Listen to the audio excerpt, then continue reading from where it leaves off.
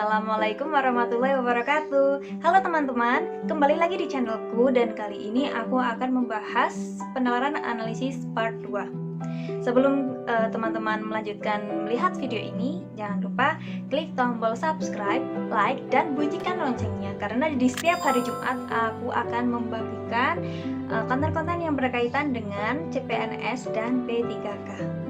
Jangan lupa juga teman-teman cek link yang ada di deskripsi video ini karena di sana ada link yang bisa teman-teman gunakan untuk bergabung ke grup Telegram pembahasan soal CPNS dan P3K. Soal nomor 1. Teman-teman bisa menjeda video ini terlebih dahulu supaya teman-teman bisa memahami konteks dari soal nomor 1. Kalau sudah kita lanjutkan, langsung saja kita tulis, rubah informasi yang ada di soal, langsung kita tuliskan dengan menggunakan simbol-simbol kalimat matematika supaya nanti kita bisa dengan mudah menyelesaikan soal nomor 1. Zilong, Ling, dan Yuzong adalah anak-anak suku Dragon Altar. Berarti ada Zilong di sini, aku akan beri nomor, akan beri simbol Z, Ling, dan Yuzong. Nah ini ya, ada Z, L, Y. Pada tahun ini ketiganya berusia sama, berarti mereka memiliki usia yang sama ya. Z sama dengan L sama dengan Y. Suku Dragon Altar memiliki tradisi bahwa anak laki-laki yang sudah mencapai umur 25 tahun harus ikut berperang mempertahankan kejayaan suku Dragon Altar. Oh, berarti di sini ada informasi bahwa laki-laki yang berusia 25 tahun itu wajib ikut berperang.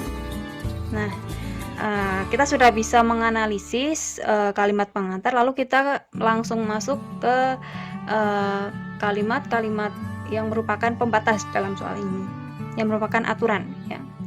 Aturan pertama, pada tahun ini kakak laki-laki Zilong berusia 2 kali usia Zilong. Oh, berarti di sini kita dapat tuliskan untuk persyaratan yang pertama, kita rubah menjadi kalimat matematika ya. Kakak laki-laki Zilong KZ sama dengan 2 kali umur Zilong. Berarti KZ sama dengan 2Z. Lalu kita lanjutkan ke peraturan yang kedua. 2 tahun yang lalu usia Ibu Ling 6 kali lipat umur Ling.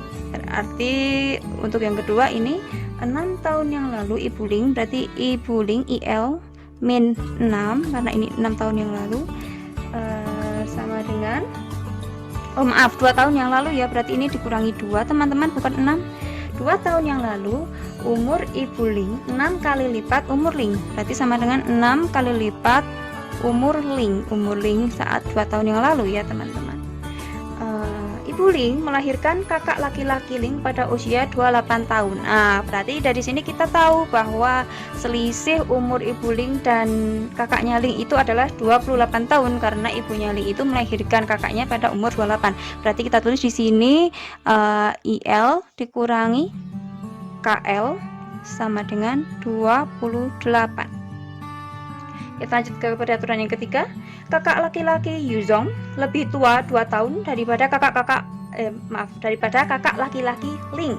Berarti kakak laki-laki Yuzong di sini aku tuliskan KY sama dengan 2 tahun lebih tua daripada kakak laki-laki Ling, berarti KL ditambah 2. Lalu untuk yang peraturan terakhir yaitu 7 tahun kemudian kakak laki-laki Yuzong sudah harus ikut berperang. Oh, berarti 7 tahun lagi nih, berarti usia sekarang yaitu untuk kakaknya Yuzong itu adalah 25 dikurangi 7.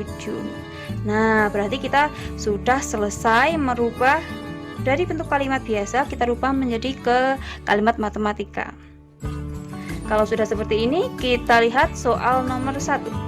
Usia Ibu Ling tahun ini adalah, berarti yang ditanyakan adalah untuk nomor 1 itu usia Ibu Ling itu berapa. Nah, untuk mencari usia Ibu Ling kita bisa tahu nih, di sini kan di kalimat matematika ini teman-teman kita bisa tahu ya bahwa Ibu Ling itu ada hubungannya dengan Ling dan juga ada hubungannya dengan kakak Ling. Nah, jika kita lihat terus ke bawah, ini ada hubungannya juga ya kakak Ling dengan kakaknya Yuzong. Berarti kita cari tahu dulu kakak Yuzong itu berapa ya.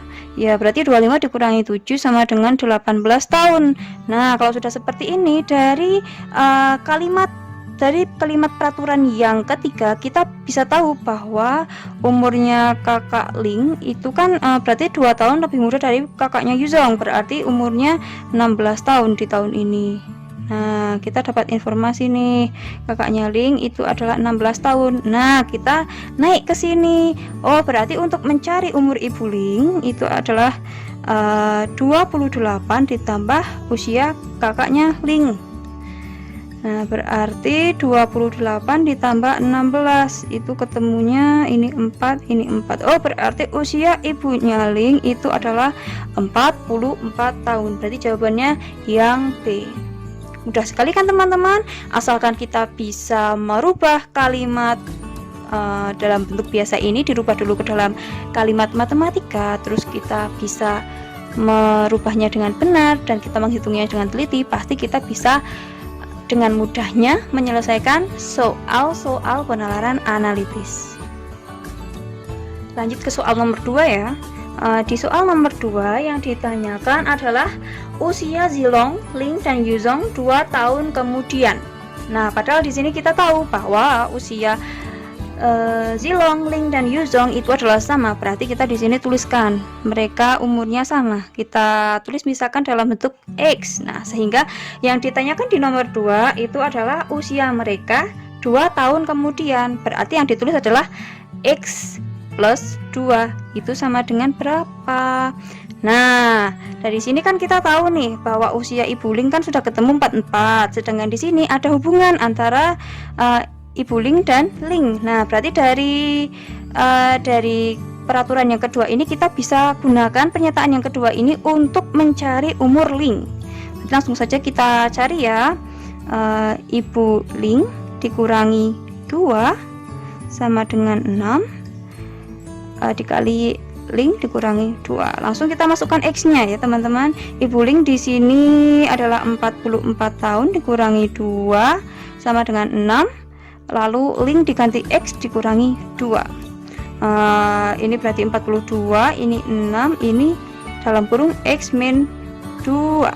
Nah, ini bisa dicoret ya, ini coret dengan ini coret, ini jadi 7. Berarti X itu sama dengan 7 ditambah 2 sama dengan 9. Nah, kalau sudah ketemu angka 9, teman-teman jangan keburu-buru langsung pilih opsi B, karena ingat yang ditanyakan adalah X plus 2. Jadi inilah fungsinya teman-teman itu menuliskan, diketahui, ditanya, dan dijawab. Jadi kita bisa lebih teliti. Nah, berarti untuk X plus 2 itu sama dengan 9 ditambah 2, yaitu sama dengan 11. Berarti jawabannya yang D. Lalu teman-teman, kita lanjutkan ke soal selanjutnya. Di sini aku ada contoh soal penalaran analitis yang membahas tentang lokasi denah, lokasi tempat, dan lain sebagainya. Teman-teman bisa jeda dulu video ini supaya teman-teman bisa membaca contoh soal yang nanti diperuntukkan untuk soal nomor 3 dan 4. Mari kita lanjut ke cara mengerjakan soalnya. Suatu kerajaan sedang mengirim pasukan menuju medan perang yang berjarak 2 hari perjalanan. Setelah 1 hari berjalan, seluruh pasukan beristirahat dan membangun tenda. Mereka membangun 2 blok tenda. 2 blok ya. 1 blok terdiri dari 3 tenda. Oh, berarti kita gambar saja teman-teman supaya nanti mudah. Ini ada 2 blok dan tiap blok itu terdiri dari 3 tenda. Berarti kita bagi seperti ini.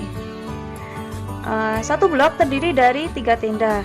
6 tenda tersebut diperuntukkan untuk pasukan fighter, tank, support, assassin, mage, dan marksman. Berarti setiap pasukan itu menempati 1 tenda ya. Kita lanjutkan langsung ke peraturannya yang pertama. Tenda mage bersebelahan dengan tenda marksman. Nah, kita tulis di sini dulu. Mage bersebelahan dengan marksman.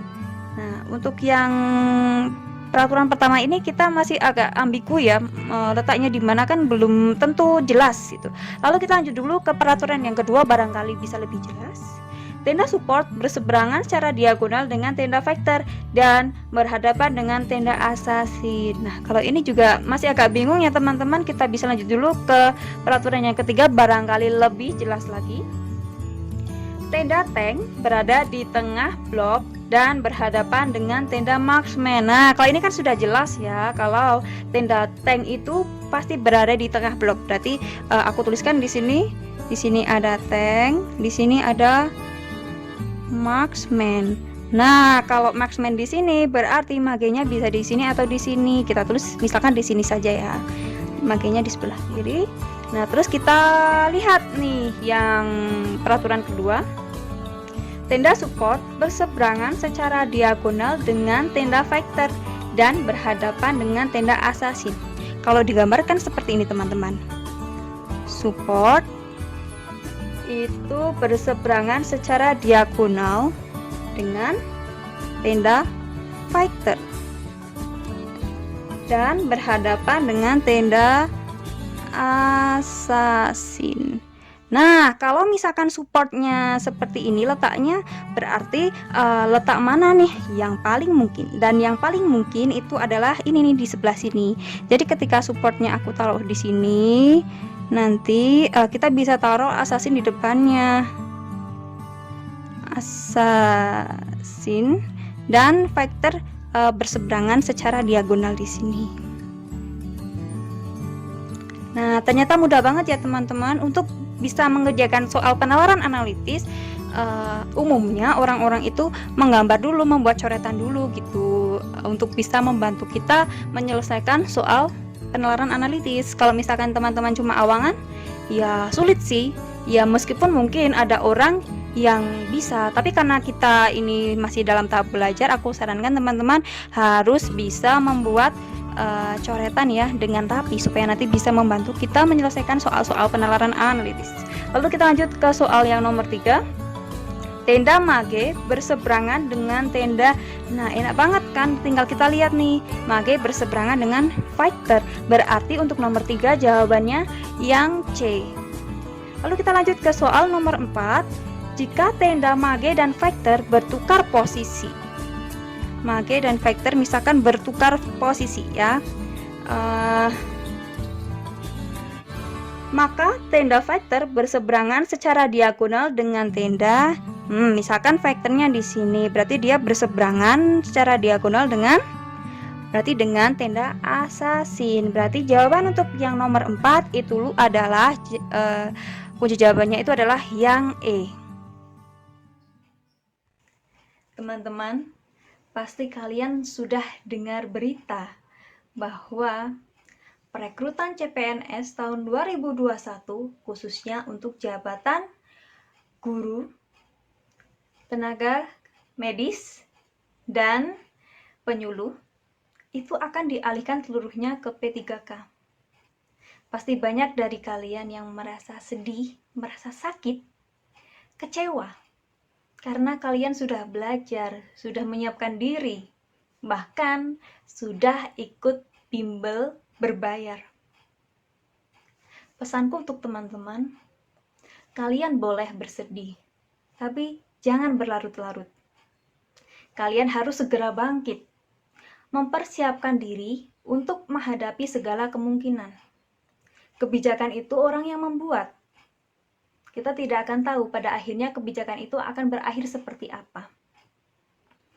Kalian harus siap, harus sedia payung sebelum hujan. Siap jika kalian harus ikut seleksi CPNS, sekaligus kalian harus siap jika kalian harus mengikuti seleksi P3K.